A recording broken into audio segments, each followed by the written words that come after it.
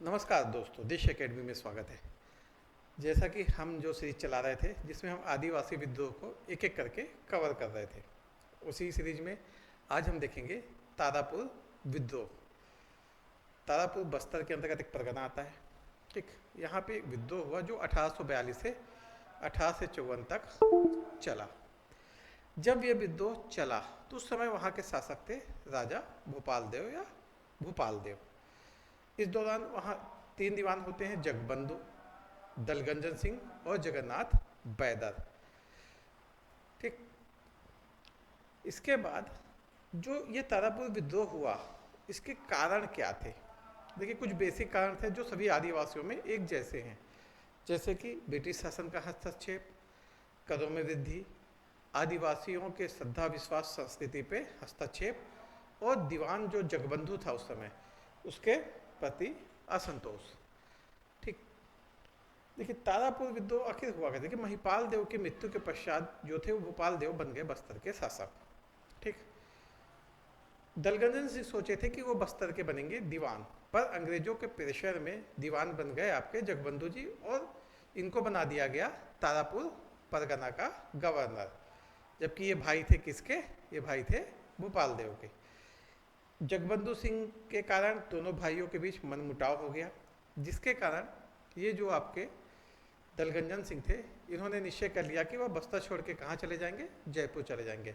पर जो तारापुर की प्रजा थी वह इनको पसंद करती थी, तो उन्होंने इनसे कहा कि आप मत जाओ, हम आपका क्या करेंगे? सपोर्ट करेंगे और आपका भी जो सम्मान है उसको वापस दिलाने के लिए संघर्ष करेंगे। इसकी जब खबर जगबंधु को मिली तो जगबंधु जा रहा था राजा को सूचना देने, भोपाल देव को, पर आदिवासियों को यह पता चल गया। उन्होंने जगबंधु सिंह को पकड़ लिया और उसको यातनाएं दी। जब राजा को यह बात पता चली तो राजा ने प्रजा को बोला कि उसको छोड़ दो। ठीक, और राजा ने साथ में नागपुर शासन, क्योंकि अब पता है उस समय किसके अंतर्गत आ रहा था? नागपुर शासन के अंतर्गत आता था बस्तर। तो नागपुर शासन को दलगंजन सिंह को कैद करने की सिफारिश की।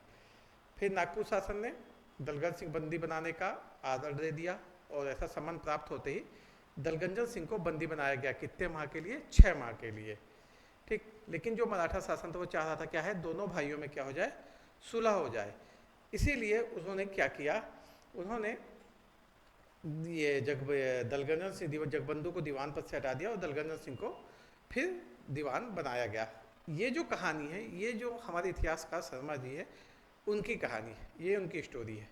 इसमें एक और स्टोरी है। जैसे ही आपको पता है कि ये जो सीरीज का मोटो है कि हमारे जो भी हम इतिहास पढ़ रहे हैं उसमें कौन कौन सी कहानियाँ चल रही हैं। ठीक है, क्वेश्चन आजकल जिस लेवल पे पूछे जा रहे हैं, डीप में घुस घुस के, तो हमको हर प्रकार से हर तरह की कहानियों को या हर तरह के इतिहासकार ने अपने क्या मत दिए हैं इसको जानना जरूरी है।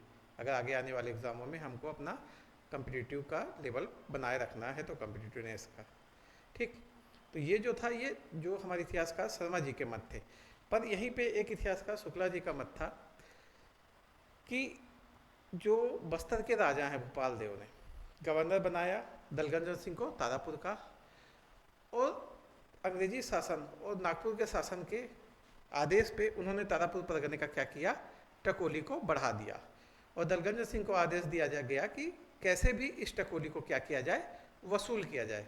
पर दलगंजन सिंह ने स्पष्ट कर दिया कि मैं प्रजा पे अत्याचार करके इस टकोली को नहीं वसूलूंगा, और उन्होंने फिर जयपुर जाने का निश्चय कर लिया।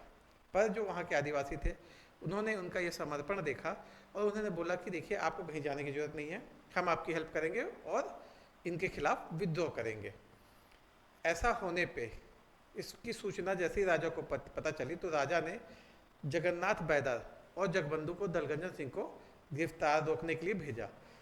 पर दलगंजन सिंह इन दोनों से बहुत चिढ़ते थे, क्योंकि उनको लगता था इनको गवर्नर बनाया गया केवल इन दोनों के कारण, क्योंकि इन दोनों ने को वहाँ जगबंधु को दीवान पद दिया गया और इन्हीं दोनों के कारण इनके मतलब दलगंजन सिंह और भोपाल देव के बीच क्या हुआ? मनमुटाव हुआ।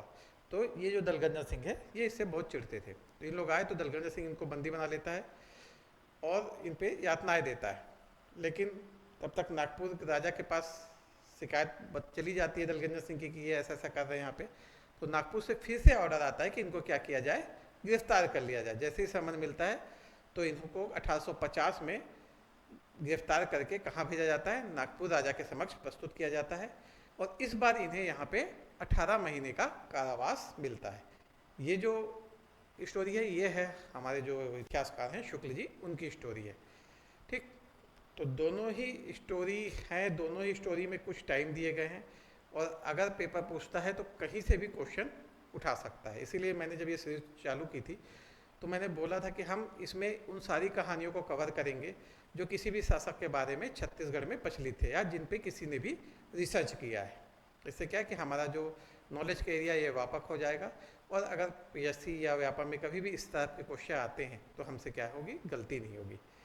ठीक है, तो यहाँ पे यह खत्म होता है, फिर तारापुर विद्रोह समाप्त हो जाता है, दलगंज सिंह बंदी बना लिए गए।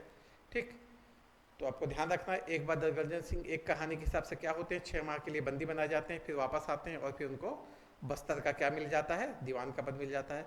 और एक जो शुक्ल जी के अनुसार क्या होता है, उनको 18 माह की सजा दी जाती है और तारापुर विद्रोह का दमन कर दिया जाता है। तो इस 2 कहानी को याद रखिए। आपको हमारा यह प्रोग्राम पसंद आ रहा है तो हमारे वीडियो को लाइक, शेयर और सब्सक्राइब जरूर कीजिए। धन्यवाद।